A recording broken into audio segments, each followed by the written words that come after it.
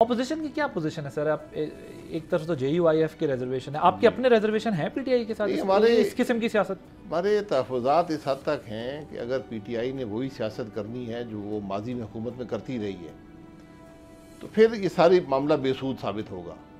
आज सबसे बड़ी ज़रूरत यह है कि PTI अपनी सोच की वजाहत करे कि वो वाकई मुल्क में कानून की हुक्मरानी चाहते हैं, आइन की बालादस्ती चाहते हैं।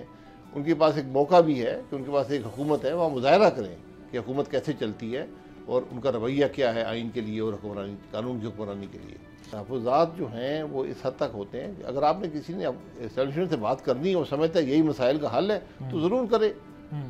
ये मामलात कभी माजी में तो इससे कुछ हुआ नहीं है मुल्क के अंदर। मुल्क का फ़ायदा तो कभी नहीं होता इन मामलात से।